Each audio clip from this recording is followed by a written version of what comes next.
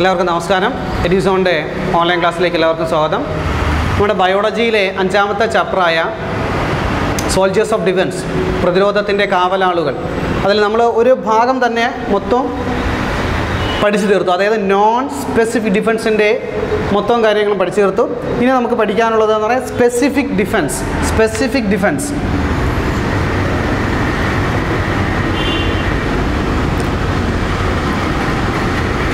പ്രത്യേക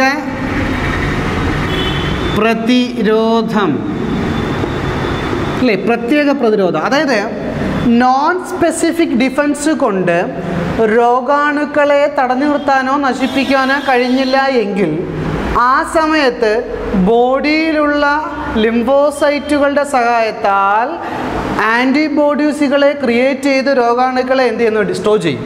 ഈ ഒരു സംവിധാനമാണ് സ്പെസിഫിക് ഡിഫൻസ് എന്ന് പറയുന്നത്.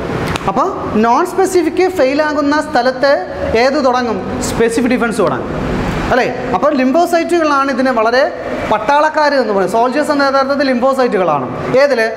സ്പെസിഫിക് ഡിഫൻസിൽ. അപ്പോൾ അങ്ങനെയുള്ള സ്പെസിഫിക് ഡിഫൻസിൽ എന്ത് ചെയ്യുന്നുണ്ട്? ലിംഫോസൈറ്റുകൾ എന്ത് ചെയ്യുന്നുണ്ട്? WBCയിലെ ലിംഫോസൈറ്റുകൾ 2 തരത്തിലുണ്ട്.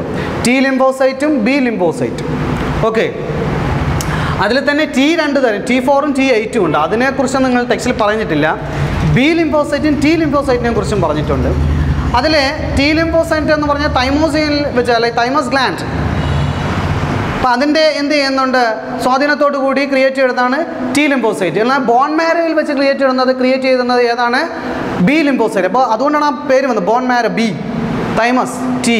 അപ്പോൾ T ലിംഫോസൈറ്റും അതുപോലെ തന്നെ B ലിംഫോസൈറ്റും. അതിൽ B ലിംഫോസൈറ്റുകൾ എന്ന് പറയുന്നത് പ്രതിരോധ പ്രവർത്തനത്തെ കൂടുതലായിട്ട് സ്റ്റിമുലേറ്റ് ചെയ്യിപ്പിക്കുന്നുണ്ട്. എങ്ങനെ? ആൻറ്റിബോഡീസുകളെ ക്രിയേറ്റ് ചെയ്ത് അല്ലേ? അപ്പം ശരീരത്തിലേക്ക് എത്തുന്ന അന്യവസ്തുക്കളിൽ ആൻറ്റിജനുകൾ ഉണ്ടായിരിക്കും. ഈ ആൻറ്റിജനുകളുടെ സ്വഭാവങ്ങൾ കണ്ടെത്തി ആൻറ്റിജനുകളുടെ ഫീച്ചേഴ്സ് ഡിറ്റക്റ്റ് ചെയ്ത് ആ ഫീച്ചേഴ്സ് അനുസരിച്ച് എന്ത് ചെയ്യുന്നുണ്ട്? ആൻറ്റിബോഡീസുകളെ ക്രിയേറ്റ് ചെയ്ത് അവയെ നശിപ്പിക്കുകയാണ് എങ്കിൽ എന്തായിരിക്കും? B ലിംഫോസൈറ്റുകളാണ് അല്ലേ? ആൻറ്റിബോഡീസുകളാണ്. അപ്പോൾ 3 രീതികളിലാണ് ഇത്തരത്തിലുള്ള ആൻറ്റിബോഡികൾ രോഗാണുക്കളെ എന്ത് ചെയ്യും? നശിപ്പിക്കുന്ന 3 രീതിയിലൂടെ, 3 വേസിലൂടെയാണ്. ഒന്ന് എന്ന് പറയുന്നത് ഈ ബാക്ടീരിയയുടെ എന്ത് ചെയ്യുന്നുണ്ട്? കോശസ്തരത്തെ അല്ലെങ്കിൽ സെൽ മെംബ്രെയിനെ എന്ത് ചെയ്യുന്നുണ്ട്? വളരെ ഡീജനറേറ്റ് ചെയ്ത് അതിനകത്തേക്ക് പ്രവേശിക്കുക, അതിനെ നശിപ്പിക്കും.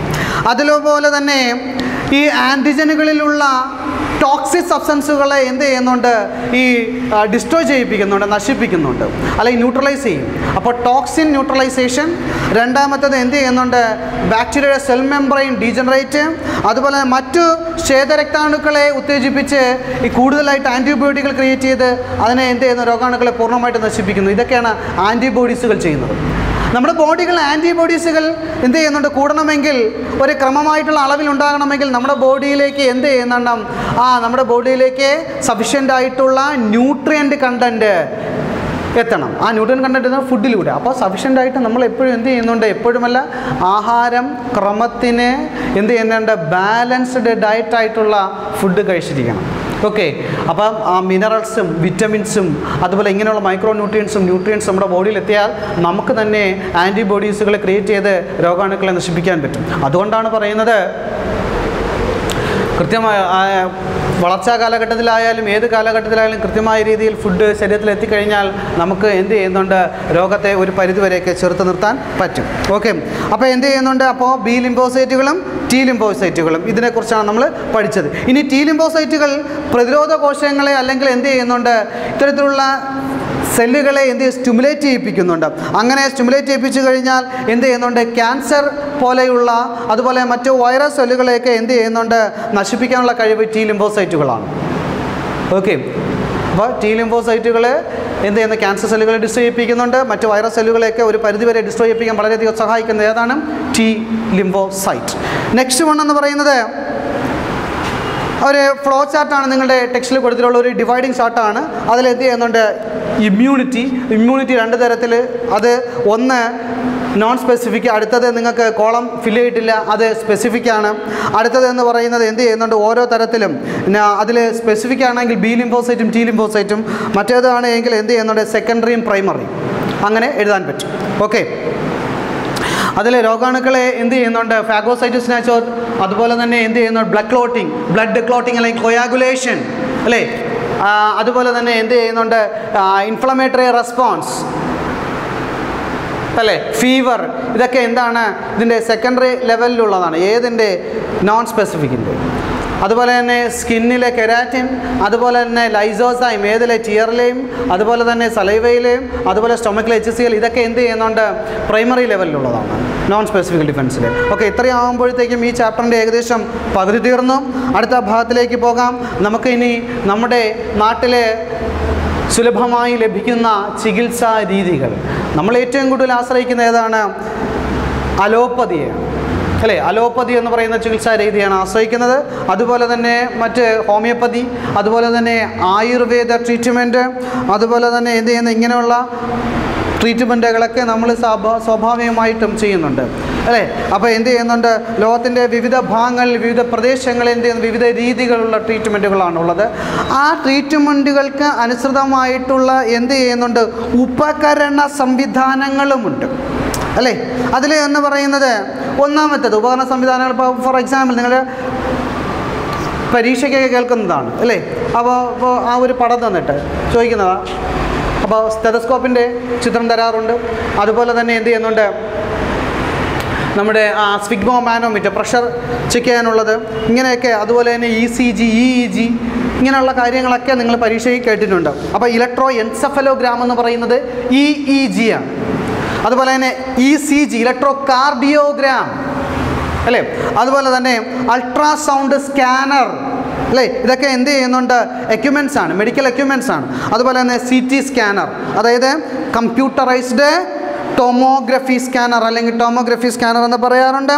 അതുപോലെ തന്നെ MRI scanner, magnetic resonance imaging scanner. ഇത്രയാണ് എന്ത് സാധാരണ ഉപയോഗിക്കുന്ന ഉപകരണ സംവിധാനം നിങ്ങൾ ടെക്സ്റ്റിൽ കൊടുത്തിട്ടുള്ളത്. ഓക്കെ, ഇനിയുമുണ്ട്. നമുക്ക് ടെക്സ്റ്റുള്ളത് മാത്രം പഠിച്ചാൽ മതി. EEG, ECG, അതുപോലെ തന്നെ എന്ത് ചെയ്യുന്നുണ്ട്? അൾട്രാസൗണ്ട് സ്കാനർ, അതുപോലെ തന്നെ എന്ത് CT സ്കാനർ, അതുപോലെ തന്നെ MRI സ്കാനർ. ഈ 5 കാര്യങ്ങളും പഠിച്ചു വെച്ചിരിക്കുക. ഓക്കെ, ഈ EEG എന്ന് പറയുന്നത് എന്ത് ചെയ്യുന്നുണ്ട്? ബ്രെയിനിലുള്ള ഇലക്ട്രിക് ഇമ്പൾസൊക്കെ വളരെയധികം ചെക്ക് ചെയ്യാൻ വേണ്ടിയിട്ടും അതിനെ ഡിറ്റക്റ്റ് ചെയ്യാൻ വേണ്ടിയിട്ട്, അതിനെ അനലൈസ് ചെയ്യാൻ വേണ്ടിയിട്ട് വളരെ സഹായിക്കുന്നത് EEG. അതുപോലെ തന്നെ എന്ത് ചെയ്യുന്നത്? ഇലക്ട്രോ കാർഡിയോഗ്രാം അല്ലേ? ഇലക്ട്രോ കാർഡിയോഗ്രാഫ് എന്ന് പറഞ്ഞാൽ ഉപകരണ സംവിധാനമാണ്. ഇലക്ട്രോ കാർഡിയോഗ്രാം എന്ന് പറഞ്ഞാൽ റിസൾട്ടാണ്. ഒരു പേപ്പർ, നീണ്ട തരത്തിലുള്ള ഒരു പേപ്പർ, അതാണ് ഇതുപോലെയാണ് തന്നിരിക്കുന്നത്.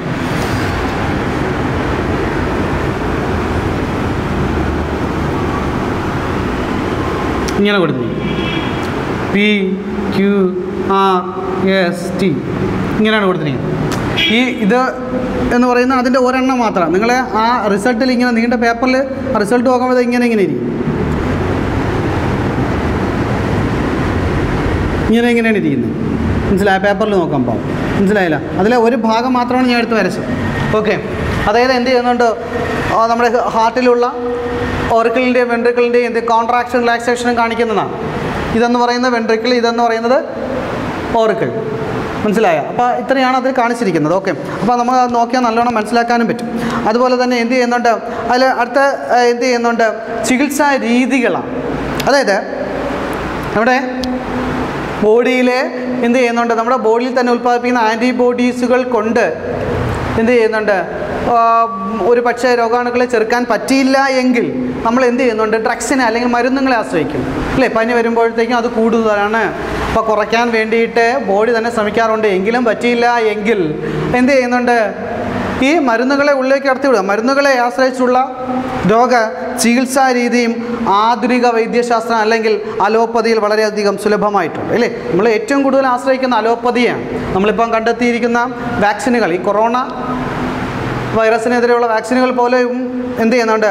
ഏത് മേഖലയാണ്? അലോപ്പതി മേഖലയിൽ വരുന്നതാണ്. ഓക്കെ, അപ്പോൾ അതിനെക്കുറിച്ച് നമുക്ക് പിന്നീട് പഠിക്കാനുണ്ട്. അപ്പം 1928 1928 എന്ത് ചെയ്യുന്നുണ്ട്? അലക്സാണ്ടർ ഫ്ലെമിംഗ് എന്ന് പറയുന്ന ശാസ്ത്രജ്ഞനാണ് ആദ്യമായിട്ട് ആൻറ്റിബയോട്ടിക് കണ്ടെത്തിയത്. എന്തിനത്?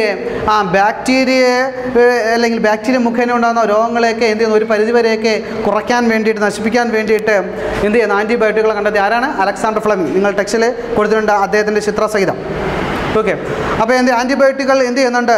ഫലപ്രദമായ ഔഷധങ്ങളാണ്. പക്ഷേ അവയുടെ ഉപയോഗം കൂടുതൽ കൊണ്ട്, ക്രമരഹിതമായിട്ടുള്ള ഉപയോഗങ്ങൾ കൊണ്ടൊക്കെ എന്ത് ചെയ്യുന്നുണ്ട്? അതിൻ്റെ സൈഡ് എഫക്ട്സും പാർശ്വഫലങ്ങളും ഉണ്ടാകാറുണ്ട്. അല്ലേ? അപ്പോൾ സ്ഥിരമായ രോഗം ഉണ്ട്, അല്ലെങ്കിൽ സ്ഥിരമായിട്ടുള്ള ഉപയോഗം നിമിത്തം, അല്ലെങ്കിൽ വളരെ കണ്ടിന്യൂസ് ആയിട്ട് അത് ഇങ്ങനെ സ്ഥിരമായിട്ട് ഉപയോഗിച്ചുകൊണ്ടിരിക്കുകയാണെങ്കിൽ എന്ത് ചെയ്യുന്നുണ്ട്? ആൻറ്റിബയോട്ടിക്കുകൾക്ക് എതിരെ എന്ത് ചെയ്യുന്നുണ്ട്? ഈ പ്രതിരോധശേഷി വളരെയധികം കുറഞ്ഞു ശരീരത്തിന്. വീണ്ടും അത് കടത്തിവിട്ടാലേ ആ പ്രതിരോധശേഷി ഉണ്ടാകത്തുള്ളൂ. അങ്ങനെയുള്ള സംവിധാനങ്ങൾ എന്ത് ചെയ്യും? ബോഡിയിൽ ചിലപ്പോൾ ഉണ്ടാകാം. ഇനി ശരീരത്തിലെ ഉപകാരികളായ ബാക്ടീരിയകളെ ചിലപ്പോൾ നശിപ്പിച്ച് കളയും. കാരണം ബാക്ടീരിയകളെ മൊത്തത്തിൽ നശിപ്പിക്കാൻ എന്ത് ചെയ്യുന്നുണ്ട്? ചിലപ്പം ഇതിൻ്റെ സൈഡ് എഫക്റ്റിന് സാധിച്ചേക്കും. അപ്പോൾ അതൊക്കെ നിരന്തരം ഉപയോഗിക്കുന്ന വളരെയധികം കുറയ്ക്കുക. ഓക്കെ. ഇനി അടുത്ത ഭാഗം എന്ന് പറയുന്നത് ബ്ലഡ് ട്രാൻസ്ഫ്യൂഷനാണ്. നിങ്ങൾ ടെക്സ്റ്റിൽ പറയുന്നത് blood transfusion. Okay. Blood transfusion എന്ന് പറയുമ്പോഴത്തേക്കും നമുക്കറിയാം, എല്ലാ ജീവികളുടെ ശരീരത്തിൽ എന്ത് ചെയ്യുന്നതാണ്? അതിൻ്റേതായ ബോഡി ഫ്ലൂയിഡുകളുണ്ട്. അപ്പോൾ നമ്മുടെ ബോഡിയിലാണ് എങ്കിൽ എന്ത് ചെയ്യുന്നുണ്ട്? ആ ഒരു ബോഡി എന്ന് പറയുന്ന ബോഡി ഫ്ലൂയിഡ് എന്ന് പറയുന്നത് ഹീമോഗ്ലോബിൻ കണ്ടൻ്റ് ആയിട്ടുള്ള ബോഡി ഫ്ലൂയിഡാണ്. അതാണ് ബ്ലഡ്. അതിൽ specialised fluid type connective tissue എന്ന് പറയുന്നത്. അപ്പോൾ ഇതെന്ത് ചെയ്യുന്നുണ്ട്? ബോഡിയിലുള്ള ആ ബ്ലഡിന് നിരവധി ധർമ്മങ്ങളാണല്ലോ. ബോഡി ടെമ്പറേച്ചർ മെയിൻറ്റെയിൻ ചെയ്യാൻ സഹായിക്കുന്നു, അതുപോലെ രോഗാണുക്കളെ പ്രതിരോധിക്കാൻ സഹായിക്കുന്നുണ്ട്. ഇങ്ങനെ അതായത് ഓക്സിജൻ, കാർബൺ ഡൈ ഓക്സൈഡ് ബോഡിയുടെ വിവിധ ഭാഗങ്ങളിലേക്ക് കൊണ്ടെത്തിയാൻ, ന്യൂട്രിയൻസൊക്കെ കൊണ്ടെത്തിക്കാൻ സഹായിക്കുന്നുണ്ട്. അങ്ങനെ വളരെ എന്ത് ചെയ്യുന്നുണ്ട്? പ്രധാനപ്പെട്ട ഫങ്ഷൻസാണ് ആര് ചെയ്യുന്നത്? ഈ ബ്ലഡ് ചെയ്യുന്നത്. ബോഡിയിൽ ജീവൻ നിലനിൽക്കാൻ വളരെ അത്യാവശ്യമായിട്ടുള്ളൊരു ഘടകമാണ് എന്ന് പറയുന്നത് ബ്ലഡ്. നമ്മുടെ ബോഡിയുടെ വളരെ പ്രധാനപ്പെട്ട ഒരു ഭാഗം. എന്തെങ്കിലും കാരണത്താൽ, എന്തെങ്കിലും ഓപ്പറേഷനോ അല്ലെങ്കിൽ എന്ത് ചെയ്യുന്നുണ്ട്, ഏതെങ്കിലും ആക്സിഡൻറ്റോ ഒക്കെ നിമിത്തം ഇതുപോലെ ആശുപത്രിയിൽ കൊണ്ടു ചെന്ന് കഴിഞ്ഞാൽ ഒരാളിൽ നിന്ന് മറ്റൊരാളിലേക്ക് അയാൾ ആ ഓപ്പറേഷൻ ചെയ്യാൻ ആവശ്യമായിട്ടുള്ള ആ വ്യക്തിയുടെ ശരീരത്തിലേക്ക് ബ്ലഡ് കൊടുക്കേണ്ടി വരും. അപ്പോൾ അങ്ങനെയുള്ള സന്ദർഭങ്ങളിലാണ് ബ്ലഡ് ട്രാൻസ്ഫ്യൂഷൻ അല്ലെങ്കിൽ രക്തനിവേശനമായി അല്ലെങ്കിൽ ആവശ്യമായിട്ടുള്ളത്, അല്ലേ? അതൊക്കെ ചെയ്യുന്നത് എന്ത് ചെയ്യുന്നുണ്ട്? ബോഡിയിലുള്ള ബ്ലഡ് ഗ്രൂപ്പിനെ മനസ്സിലാക്കിയിട്ടാണ്. ആ ബ്ലഡ് ഗ്രൂപ്പുകളെന്ന് പറയുന്നത് ആൻറ്റിജൻ്റെ പ്രസൻസിലാണ് ബ്ലഡ് ഗ്രൂപ്പ് നിർണ്ണയിക്കപ്പെടുന്നത്. പ്രധാനമായിട്ടും ബ്ലഡ് ഗ്രൂപ്പുകൾ എ, ബി, ഒ. അതിൽ എ എന്ന് പറയുന്ന ബ്ലഡ് ഗ്രൂപ്പിൽ antigen A, antibody B. B എന്ന് പറയുന്ന ബ്ലഡ് ഗ്രൂപ്പിൽ ആൻറ്റിജൻ ബി, ആൻറ്റിബോഡി എ. അതുപോലെ തന്നെ ഇതിൻ്റെ രണ്ടിൻ്റെ ആൻറ്റിജൻ ചേർന്നിട്ടുള്ള എ ബി എന്ന് പറയുന്ന ബ്ലഡ് ഗ്രൂപ്പുണ്ട്. അപ്പോൾ എ കോമ ബി ആൻറ്റിജൻ ഉണ്ട്, ആൻറ്റിബോഡി ഇല്ല. ഓയിലാണെങ്കിൽ ആൻറ്റിജൻ ഇല്ല, ആൻറ്റിബോഡി എയും ഉണ്ട്, ബിയും ഉണ്ട്. ഇത്രയാണുള്ളത്. അപ്പോൾ ഇതാണ് ബ്ലഡ് ഗ്രൂപ്പുകളുടെ ആൻറ്റിജൻ, ആൻറ്റിബോഡി. ഇതേതാണ്? ആൻറ്റിജൻ. ഇത് ആൻറ്റിബോഡി, അല്ലേ? അപ്പോൾ നമ്മുടെ ബ്ലഡ് എടുത്തു കഴിഞ്ഞാൽ അതിലെ സെല്ലായ RBCയിൽ എന്ത് കാണപ്പെടുന്നുണ്ട്? അതിൻ്റെ സർഫസിൽ ആൻറ്റിജൻ കാണപ്പെടുന്നുണ്ട്. എന്നാൽ ബ്ലഡ് പ്ലാസ്മയിലാണ് ഏത് കാണപ്പെടുന്നത്? ആൻറ്റിബോഡി കാണപ്പെടുന്നത്, അല്ലേ? അപ്പോൾ RBCയിൽ പറ്റിപ്പിടിച്ചിരിക്കുന്നത് എന്താണ്? ആൻറ്റിജനും. RBCയിലുള്ള പ്രസൻസാണ് ആൻറ്റിജനെ നിർണ്ണയിക്കുന്നത്. എന്നാൽ പ്ലാസ്മയിലുള്ള പ്രസൻസാണ് ആൻറ്റിബോഡിയെ നിർണ്ണയിക്കപ്പെടുന്നത്. ഓക്കെ. അപ്പോൾ ആൻറ്റിജനും ആൻറ്റിബോഡിയും, അല്ലേ? അപ്പോൾ ഇതെങ്ങനെ ബ്ലഡ് അങ്ങോട്ടും ഇങ്ങോട്ടും കൊടുക്കാൻ പറ്റും? അപ്പോൾ എന്ത് ചെയ്യുന്നുണ്ട്? ആൻറ്റിബോഡി ഇല്ലാതെ, ആൻറ്റിബോഡി ഇല്ലാണെങ്കിൽ അത് AB ആണ്, ആൻറ്റിജൻ ഇല്ലാണെങ്കിൽ അത് O ബ്ലഡ് ഗ്രൂപ്പാണ്. അപ്പോൾ ഇതെങ്ങനെ കൊടുക്കാൻ പറ്റുമെന്ന് നമുക്ക് ഒരു പ്രാവശ്യം ഒന്ന് നോക്കാം. ഓക്കെ.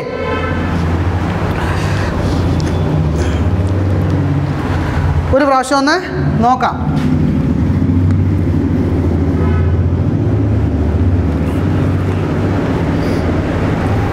അതായത് എ ബ്ലഡ് ഗ്രൂപ്പുള്ള ഒരാൾ, ബി ബ്ലഡ് ഗ്രൂപ്പ് ആൾ, അല്ലേ? അപ്പോൾ ഇത് ഡോണറാണ് എന്ന് വിചാരിക്കുക. ഡോണർ, ഇത് റെസിപ്പിയൻ്റ് അല്ലെങ്കിൽ അക്സെപ്റ്റർ, അല്ലേ? അപ്പോൾ ഇദ്ദേഹത്തിൻ്റെ ബ്ലഡിൽ ആൻറ്റിജൻ എ, ആൻറ്റിബോഡി ബി. ഇദ്ദേഹത്തിനാണെങ്കിൽ ആൻറ്റിജൻ ബിയും ആൻറ്റിബോഡി എയും, അല്ലേ? അതായത് എ ബ്ലഡ് ഗ്രൂപ്പുള്ള വ്യക്തി ബി ബ്ലഡ് ഗ്രൂപ്പുള്ള വ്യക്തിക്ക് കൊടുക്കാൻ പറ്റുമോ എന്നാണ്. അപ്പോൾ എ ബ്ലഡ് ഗ്രൂപ്പുള്ള വ്യക്തിയുടെ ബ്ലഡിൽ എ ആൻറ്റിജനും ആൻറ്റിബോഡി ബി ആണ്. ബി ബ്ലഡ് ഗ്രൂപ്പുള്ള വ്യക്തിയിൽ ബി ആൻറ്റിജൻ ആൻറ്റിബോഡി എയുമാണ്.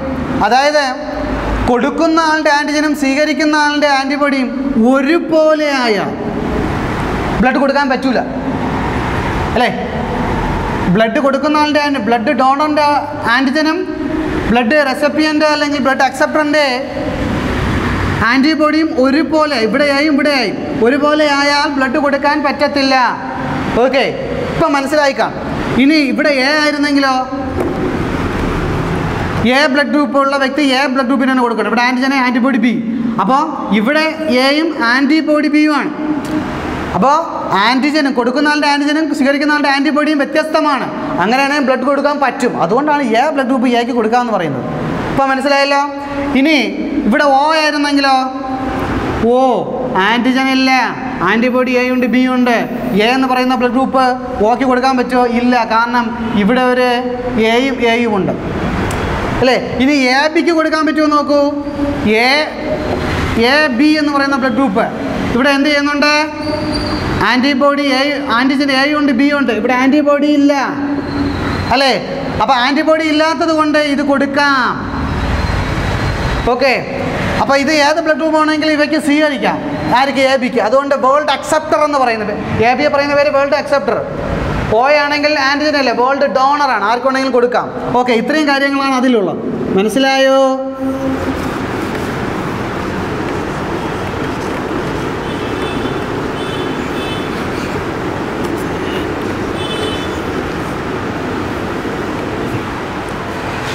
ഓക്കെ, ഇത്രയും കാര്യങ്ങളാണ് അതിൽ വരുന്നത്. ഇനി അടുത്ത ഭാഗം എന്ന് പറയുന്നത് ഈ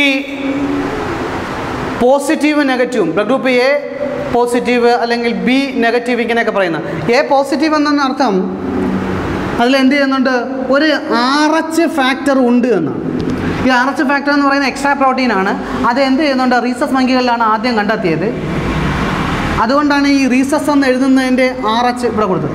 അപ്പോൾ RH ഉണ്ട് എങ്കിൽ ഏത് പോസിറ്റീവ്. ഇതിൽ ബി ആണെങ്കിൽ ബി നെഗറ്റീവ് ആണെങ്കിൽ RH ഇല്ല, ബി പോസിറ്റീവ് ആണെങ്കിൽ RH ഉണ്ട്, RH ഫാക്ടർ ഉണ്ട്. മനസ്സിലായോ? അങ്ങനെയാണ് പോസിറ്റീവ് നെഗറ്റീവും കണക്കാക്കുന്നത്. മനസ്സിലായോ? ഓക്കെ, കുഴപ്പമില്ലല്ലോ അല്ലേ. അപ്പോൾ അടുത്ത ഭാഗത്തിലേക്ക് പോകാം. ഓക്കെ, അപ്പോൾ നമ്മൾ ബ്ലഡ് ഗ്രൂപ്പുകളെ കുറിച്ചാണ് പറഞ്ഞിട്ടുണ്ട്. ആ ബ്ലഡ് ഗ്രൂപ്പിൽ എന്ത് ചെയ്യുന്നുണ്ട്? ഈ RH ഫാക്ടർ അല്ലേ. ഈ RH ഫാക്ടർ എന്ന് പറഞ്ഞാൽ എ ബ്ലഡ് ഗ്രൂപ്പ് ആണെങ്കിൽ RH ഫാക്ടർ ഉണ്ടെങ്കിൽ അത് എ പോസിറ്റീവ്, അതിൽ RH ഫാക്ടർ ഇല്ലെങ്കിൽ എ നെഗറ്റീവ്. അപ്പോൾ അതിൽ നോക്കാൻ ഈ RH ഫാക്ടർ എന്ന് പറഞ്ഞു കഴിഞ്ഞാൽ നമ്മുടെ RBCയിൽ മെമ്പറൈനിൽ പറ്റിപ്പിടിച്ചിരിക്കുന്ന ആൻറ്റിജൻ, ഒരു എക്സ്ട്രാ ആൻറ്റിജനും കൂടെ RBC മെമ്പറൈനിൽ പറ്റിപ്പിടിക്കുന്നുണ്ട്. അതിനെയാണ് RH ഘടകം അല്ലെങ്കിൽ ബി ഗ്രൂപ്പ് എന്ന് പറയുന്നത്. മനസ്സിലായോ? അപ്പോൾ ഇങ്ങനെ ബ്ലഡ് ഗ്രൂപ്പുകൾ എന്ത് ചെയ്യുന്നുണ്ട്? അങ്ങോട്ടും ട്രാൻസ്മിഷൻ ചെയ്യുമ്പോൾ ബ്ലഡ് ഗ്രൂപ്പിലെ ആൻറ്റിജനും അതായത് കൊടുക്കുന്ന ആൻറ്റിജൻ ചെയ്തിരിക്കുന്ന ആൻറ്റിബോഡി ഒരുപോലെ ആയിരുന്നു. ആ ബ്ലഡ് ചിലപ്പോൾ ക്ലോട്ട് ചെയ്യും. അങ്ങനെ ബ്ലഡ് ക്ലോട്ട് ചെയ്യുന്നുണ്ടെങ്കിൽ അഗ്ലൂട്ടിനേഷൻ എന്നാണ് പറയുന്നത്. അഗ്ലൂട്ടിനേഷൻ ബ്ലഡ് സാധാരണ രീതിയിൽ ക്ലോട്ട് ചെയ്യുന്നുണ്ടെങ്കിൽ അത് കൊയാഗുലേഷൻ. എന്നാൽ ബ്ലഡ് ഗ്രൂപ്പിന്റെ പ്രസൻസിൽ ക്ലോട്ട് ചെയ്യുകയാണെങ്കിൽ അത് അഗ്ലൂട്ടിനേഷൻ. ഓക്കെ, ഇത്രയും കാര്യങ്ങൾ മനസ്സിലാക്കി വെച്ചിരിക്കുക. ഇനി അടുത്ത ഭാഗത്തേക്ക് പോകാം. അടുത്ത ഭാഗം എന്ന് പറയുന്നത് നമ്മുടെ കൃത്രിമ രോഗപ്രതിരോധ ശേഷിയാണ്. അതായത് ഈ ഒരു കാലത്ത് വളരെയധികം ഇമ്പോർട്ടൻ്റ് ആയിട്ടുള്ള ഒരു കാര്യമാണ്. അതായത് നമ്മുടെ ബോഡിയിലുള്ള ഇമ്മ്യൂണിറ്റി പവർ അല്ലെങ്കിൽ രോഗപ്രതിരോധ ശേഷി അല്ലെങ്കിൽ ആന്റിബോഡികളുടെ പ്രവർത്തനം വളരെയധികം കുറവാണ്. രോഗാണുക്കളെ എന്ത് ചെയ്യാൻ പറ്റുന്നില്ല, ഈ പ്രതിരോധിക്കാൻ എന്ത് ചെയ്യുന്നു, ഇങ്ങനെ പറ്റുന്നില്ല, വളരെയധികം കഴിവ് കുറഞ്ഞു പോയി. ഏതിന്? ആന്റിബോഡീസ്. അങ്ങനെ വരുമ്പോൾ ചില രോഗാണുക്കളെ മാത്രമേ ഉള്ളൂ. അങ്ങനെയാണെങ്കിൽ എന്ത് ചെയ്യുന്നുണ്ട്? രോഗപ്രതിരോധ ശേഷി കൂട്ടുന്നതിന് വേണ്ടിയിട്ട് ആൾറെഡി ചില കെമിക്കൽ സബ്സ്റ്റൻസ്, ആ കെമിക്കൽ സബ്സ്റ്റൻസുകൾ എന്ന് പറയുന്നത് ചിലപ്പോൾ രോഗാണുക്കളെ എന്ത് ചെയ്യുന്നുണ്ട്? അതിന്റെ ജീവനുള്ള കാര്യം നശിപ്പിച്ചതിന് ശേഷം ജീവനില്ലാതെ നോൺ ലിവിംഗ് ആയിട്ടുള്ള കണ്ടീഷനിൽ ബോഡിയിലേക്ക് കടത്തിക്കാം. അതൊരു ആന്റിബോഡി അല്ലെങ്കിൽ ബോഡിയിൽ ഇതിലേക്ക് കടത്തിക്കൊണ്ട് കഴിഞ്ഞാൽ ആന്റിബോഡീസുകളെ ക്രിയേറ്റ് ചെയ്യാൻ സാധിക്കും. ചിലപ്പോൾ അതിനെ എന്ത് ചെയ്യുന്നു? ആക്ടിവേറ്റഡ് അല്ലാത്ത കണ്ടീഷനിൽ കടത്തിക്കാം അല്ലേ. ഇങ്ങനെയൊക്കെ എന്ത് ചെയ്യുന്നുണ്ട്? രോഗാണുക്കളെ ബോഡിയിലേക്ക് കടത്തിവിട്ട് കഴിഞ്ഞാൽ ആന്റിബോഡീസുകളെ ക്രിയേറ്റ് ചെയ്തെടുക്കാം. അതായത് യഥാർത്ഥത്തിൽ ബൂസ്റ്റ് ചെയ്തെടുക്കാം. ആന്റിബോഡീസുകളെ ബൂസ്റ്റ് ചെയ്തെടുക്കാം. അങ്ങനെ ബൂസ്റ്റ് ചെയ്തെടുക്കുന്ന സംവിധാനമാണ് വാക്സിനേഷൻ അല്ലേ. അപ്പോൾ ആ ഒരു വാക്സിനേഷൻ എന്ന് പറയുന്നത് അതായത് എന്ത് ചെയ്യുന്നുണ്ട്? ഇന്ത്യയിൽ തന്നെ 1995 കാലം മുതൽക്ക് എന്ത് ചെയ്യുന്നുണ്ട്? കുട്ടികളെ ഈ പോളിയോ വരാതിരിക്കാൻ എന്ത് ചെയ്യുന്നുണ്ട്? ഈ വാക്സിൻ കൊടുത്തു കൊടുക്കുന്ന പദ്ധതികൾ ആരംഭിച്ചിട്ടുണ്ട്. അത് എന്ത് ചെയ്യുന്നുണ്ട്, തുടർച്ചയായിട്ട് എന്ത് ചെയ്യുന്നു, 5 വയസ്സ് താഴെയുള്ള കുട്ടികൾക്ക് എന്ത് ചെയ്യുന്നുണ്ട്, ഓരോരോ കാലയളവിൽ എന്ത് ചെയ്യുന്നുണ്ട്, ഈ വാക്സിൻ പോളിയോ ബാധിക്കാൻ പാടില്ല എന്നുള്ള ഉദ്ദേശത്തോടു കൂടി എന്ത് ചെയ്യുന്നുണ്ട്, വാക്സിൻ കൊടുക്കുന്ന പദ്ധതികൾ ആരംഭിച്ചു. OPV എന്ന് പറയും, ഓറൽ പോളിയോ വാക്സിൻ അല്ലേ. അപ്പൊ ഏകദേശം 2011 ആയപ്പോഴത്തേക്കും എന്ത് ചെയ്യുന്നുണ്ട്, ആദ്യം പോളിയോ ബാധിച്ച് ഒരു കുട്ടിയും എന്ത് ചെയ്യുന്നില്ല, മരിക്കുന്നില്ല, അല്ലെങ്കിൽ പോളിയോ ആർക്കും ഇല്ല എന്ന് കണ്ടെത്തി. അതിനുശേഷമാണ് 2014 എന്ത് ചെയ്യുന്നുണ്ട്, ഇന്ത്യ പോളിയോ മുക്ത രാജ്യമായിട്ട് ലോകാരോഗ്യ സംഘടന പ്രഖ്യാപിച്ചു. അപ്പൊ ഇവിടെ ഇന്ത്യയിൽ ആർക്കും പോളിയോ ഇല്ല, പോളിയോ ബാധിച്ചിട്ടുമില്ല. കാരണം എല്ലാവർക്കും കറക്റ്റായിട്ട് കൊച്ചു കുഞ്ഞുങ്ങളെ കറക്റ്റായിട്ട് പോളിയോ വാക്സിൻ എത്തുന്നുണ്ട്. അങ്ങനെ എന്ത് ചെയ്യുന്നുണ്ട്, മറ്റു തരത്തിലുള്ള വാക്സിനുകളും, അതായത് വൈറസ് ഡിസീസുകൾക്ക് എതിരെ പ്രതിരോധിക്കാൻ വേണ്ടിയിട്ടുള്ള വാക്സിനുകളാണ്. വാക്സിൻ എന്ന് പറയുന്നത് യഥാർത്ഥത്തിൽ ഒരു മരുന്നല്ല, യഥാർത്ഥ ഡ്രഗ്സല്ല. അതായത് ഈ നമ്മുടെ ശരീരത്തിലുള്ള ആന്റിബോഡീസുകളെ കൂടുതൽ ക്രിയേറ്റീവ് ആക്കാൻ വേണ്ടിയിട്ട്, ഡിഫൻസ് നാച്ചുറൽ ആക്കാൻ വേണ്ടിയിട്ട് ബോഡിയിൽ കടത്തിവിടുന്ന ജലയുമായിട്ടുള്ള ജീവനില്ലാത്ത തരത്തിലുള്ള ആന്റിജനുകളാണ് യഥാർത്ഥത്തിൽ ഇത് വാക്സിനുകൾ എന്ന് പറയുന്നത്. ആ ആന്റിജനുകളെ പ്രതിരോധിക്കാൻ വേണ്ടിയിട്ട് ബോഡിയിൽ തന്നെ ആന്റിബോഡീസുകളെ ബൂസ്റ്റ് ചെയ്യുകയോ അല്ലെങ്കിൽ ഉത്പാദിപ്പിക്കുകയോ ചെയ്യാം. ഇതാണത്. അതായത് ജീവിതകാലം മുഴുവൻ ആ രോഗത്തെ ചെറുക്കാനുള്ള ഒരു സംവിധാനം ഉണ്ടാക്കുക എന്നാണ് ഇതുകൊണ്ട് ഉദ്ദേശിക്കുന്നത്, വൈറൽ ഡിസീസുകളെ എതിർക്കാനുള്ള. അപ്പൊ നമുക്ക് ഇപ്പോൾ തന്നെ എന്ത് ചെയ്യുന്നു, കൊറോണ വൈറസിനെ ചെറുക്കാൻ വേണ്ടിയിട്ട് നമുക്ക് എന്ത് ചെയ്യുന്നു, വാക്സിനുകളുണ്ട്. ആ വാക്സിൻ എന്ന് പറയുന്നത് വാക്സിൻ എന്ന് പറയുന്നത് നിർബന്ധമായി എല്ലാവരും അല്ലേ. മരുന്നെന്ന് പറയുന്നത് അല്ലെങ്കിൽ ഏതെങ്കിലും ഒരു രോഗം ബാധിച്ച് ആ രോഗത്തിന് എന്ത് ചെയ്ത് ഈ മരുന്ന് വേണം, അതാരും നിർബന്ധിക്കുന്നില്ല. നീ ഈ മരുന്ന് പിടിച്ചേ പറ്റും, അല്ലെങ്കിൽ എന്ത് ചെയ്യുന്നുണ്ട്, നീ ആ നമുക്ക് ഏത് ഇഷ്ടത്തിലുള്ള മരുന്ന് കുടിക്കാം. പക്ഷേ വാക്സിൻ ആകുമ്പോൾ എന്ത് ചെയ്യുന്നുണ്ട്, നമ്മുടെ രാജ്യം പറയുന്ന അല്ലെങ്കിൽ നമ്മുടെ നിയമം പറയുന്ന വാക്സിൻ നമ്മൾ എടുത്തേ പറ്റുള്ളൂ. കാരണം നമ്മൾക്ക് ഇങ്ങനെ വേറെ ആർക്കും ആ രോഗം വരാൻ പാടില്ല. അപ്പൊ ആ രോഗത്തെ ചെറുക്കാനുള്ള രീതി നമ്മുടെ ബോഡി തന്നെ ഉണ്ടാക്കിയെടുക്കാം. അതിന് വേണ്ടിയിട്ടാണ് വാക്സിൻ എടുക്കുന്നത് അല്ലേ. അപ്പൊ അത്തരത്തിലുള്ള വാക്സിനുകൾ ആദ്യമായിട്ട് ക്രിയേറ്റ് ചെയ്തെടുത്തത് ഒരു സയന്റിസ്റ്റാണ്. അദ്ദേഹത്തിന്റെ പേര് എഡ്വേർഡ് ജെന്നർ എന്നാണ്. അതായത് ആദ്യമായിട്ട് മസൂരി രോഗത്തിനെതിരെ എന്ത് ചെയ്യുന്നത്, ഈ വാക്സിൻ ക്രിയേറ്റ് ചെയ്തു അല്ലെ. അപ്പൊ വാക്സിൻ ആദ്യമായിട്ട് എഡ്വേർഡ് ജെന്നർ, നിങ്ങളുടെ ടെക്സ്റ്റില് ഈ പടമൊക്കെ കൊടുത്തിട്ടുണ്ട്, അദ്ദേഹത്തിന്റെ ചിത്രമൊക്കെ കൊടുത്തിട്ടുണ്ട് അല്ലേ. അപ്പൊ ഗോമസൂരി രോഗം ബാധിച്ച് എല്ലാവരും മരിക്കാൻ കാരണമായി അതിനെതിരെ ആയിട്ട് എന്ത് ചെയ്യുന്നുണ്ട്, അദ്ദേഹം വാക്സിൻ ക്രിയേറ്റ് ചെയ്തെടുത്തു. എഡ്വേർഡ് ജെന്നർ എന്ന് പറയുന്ന സയന്റിസ്റ്റ് അപ്പോ മസൂരി രോഗത്തിനെതിരെ എന്ത് ചെയ്യുന്ന ആദ്യമായിട്ട് വാക്സിൻ ക്രിയേറ്റ് ചെയ്ത സയന്റിസ്റ്റ് ആണ് എന്ന് പറയുന്നത്. അപ്പൊ വാക്സിൻ ഉപജ്ഞാതാവാണ് എഡ്വേർഡ് ജെന്നർ. അപ്പൊ വാക്സിനുകളിലെ മുഖ്യ ഘടകങ്ങൾ എന്ന് പറയുന്നത് ഒന്ന് ഈ എലൈവഡ് ടൈപ്പിലുള്ള ഈ രോഗാണുക്കളായിരിക്കാം. ചിലപ്പോൾ എന്ത് ചെയ്യുന്നു, ന്യൂട്രലൈസ് ടൈപ്പുള്ള രോഗാണുക്കളായിരിക്കാം. ചിലപ്പോൾ അതിന്റെ ടോക്സിൻ സബ്സ്റ്റൻസുകളായിരിക്കാം. ചിലപ്പോൾ രോഗകാരികളുടെ ഏതെങ്കിലും സെൽ മെംബ്രെയിനോ സൈറ്റോപ്ലാസമോ ഒക്കെ ആയിരിക്കാം. അങ്ങനെയുള്ളത് അതുപോലെ കോളറ, റാബിസ്, ടൈഫോയിഡ്, അതുപോലെ ടെറ്റനസ്, ഇതിനൊക്കെ ഒരുപാട് തരത്തിലുള്ള വാക്സിനുകൾ നമ്മൾ എന്ത് ചെയ്യുന്നു, ബോഡിയിൽ അവിടെ എടുക്കുന്നു അല്ലേ. ജനിച്ചു കഴിഞ്ഞാൽ ഒരു കുഞ്ഞ് ജനിച്ചു കഴിഞ്ഞാൽ തന്നെ എന്ത് ചെയ്യുന്നുണ്ട്, വാക്സിനുകൾ എന്ത് ചെയ്യുന്നുണ്ട്. ഇപ്പൊ ഫോർ എക്സാമ്പിൾ എന്ത് ചെയ്യുന്നത്, ജനിച്ചു കഴിഞ്ഞാൽ ഉടനെ വാക്സിൻ, അത് കഴിഞ്ഞിട്ട് എന്ത് ചെയ്യുന്നുണ്ട്, ഒരു എന്ത് ചെയ്യുന്നുണ്ട്, അടുത്ത ആഴ്ചകൾ കഴിയുമ്പോഴത്തേക്കും അടുത്ത എന്ത് ചെയ്യുന്നു വീണ്ടും അങ്ങനെ എന്ത് ചെയ്യുന്നുണ്ട്, 3 മാസം കഴിയുമ്പോൾ 2.5 മാസം കഴിയുമ്പോൾ ഇങ്ങനെ ഓരോ രീതിയിൽ എന്ത് ചെയ്യുന്ന വാക്സിനുകൾ കുട്ടികളിലേക്ക് എത്തിക്കുന്നു. മനസ്സിലായല്ലോ. അപ്പൊ എന്ത് ചെയ്യുന്നു, അതൊക്കെ നിർബന്ധിതമാണ്. വാക്സിൻ എന്ന് പറയുന്നത് നിയമം അനുശാസിക്കുന്നതാണ്, അതൊന്നും അനുസരിച്ചേ പറ്റൂ അല്ലേ. അപ്പൊ എന്ത് ചെയ്യുന്നു, ഇത്രയും കാര്യങ്ങൾ നമ്മൾ വളരെയധികം ശ്രദ്ധിക്കണം. ഇനി സസ്യങ്ങളെ രോഗപ്രതിരോധ മാർഗം അല്ലേ. അപ്പൊ പലതരത്തിലുള്ള വാക്സിനുണ്ട്. ആ വാക്സിൻ എന്ന് പറയുന്നത് എന്ത് ചെയ്യുന്നുണ്ട്, OPV, അതുപോലെ പെൻറ്റാവാലന്റ്, അതുപോലെ തന്നെ എന്ത് ചെയ്യുന്നുണ്ട്, BCG, ഇങ്ങനെയുള്ള ഒരുപാട് തരത്തിലുള്ള വാക്സിനുകൾ എന്ത് ചെയ്യുന്നുണ്ട്, കുഞ്ഞുങ്ങളിലേക്ക് അല്ലെങ്കിൽ എന്ത് ചെയ്യുന്നുണ്ട്, ഒരു മനുഷ്യൻ ജനിച്ചു കഴിഞ്ഞാൽ അവരുടെ ശരീരത്തിലേക്ക് എത്തിക്കുന്നുണ്ട്. ഇനി സസ്യങ്ങളുടെ രോഗപ്രതിരോധ മാർഗങ്ങളാണ് നമ്മൾ പഠിക്കാനുള്ളത്. പ്ലാന്റ്സിൽ എങ്ങനെയാണ് ഈ ഡിഫൻസ് മെക്കാനിസം, പ്ലാന്റ്സിന് പലതരത്തിലുള്ള ഡിഫൻസ് മെക്കാനിസം ഉണ്ട്.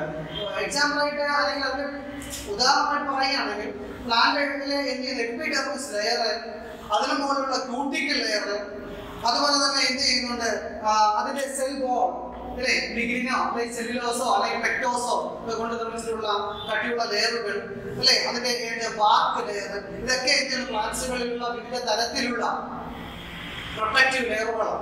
ഓക്കെ, ഇതൊക്കെ സസ്യങ്ങളിലേക്ക് എന്ത് ചെയ്യുന്നുണ്ട്, മൈക്രോ ഓർഗാനിസംസ് ഇല്ലാതെ കടന്നുകൂടാതൊക്കെ പ്ലാന്റ്സിനെ തന്നെ സംരക്ഷിക്കുന്ന വിവിധ തരത്തിലുള്ള മാർഗങ്ങളാണ്.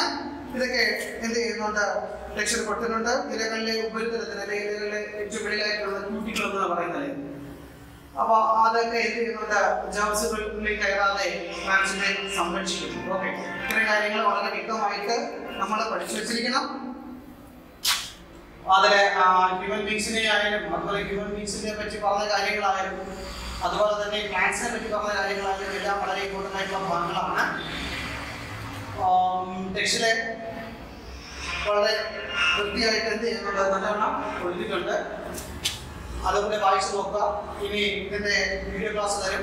ആ വീഡിയോ ക്ലാസ് തന്നതിന് ശേഷം എന്തെങ്കിലും സംശയമുണ്ടെങ്കിൽ തീർച്ചയായിട്ടും എന്ത് ചെയ്യുക, നിങ്ങൾ ഗൂഗിൾ മീറ്റ് ക്ലാസ്സിൽ വിളിച്ച് ചോദിക്കാൻ വേണം. ആരും സംശയം വെച്ചുകൊണ്ടിരിക്കാൻ പാടില്ല. സംശയം ഉണ്ടെങ്കിൽ തീർച്ചയായിട്ടും വിളിച്ച് ചോദിക്കുക. അപ്പോൾ ഇത്രയുമാണ് എന്ത് ചെയ്യുന്നത്, ഈ 5ാമത്തെ ചാപ്റ്ററായ സോഷ്യൽ ഡിഫറൻസ് എന്ന് പറയുന്ന ചാപ്റ്റർ. ഓക്കെ, അപ്പോൾ അടുത്ത ക്ലാസ് കാണുന്നത്.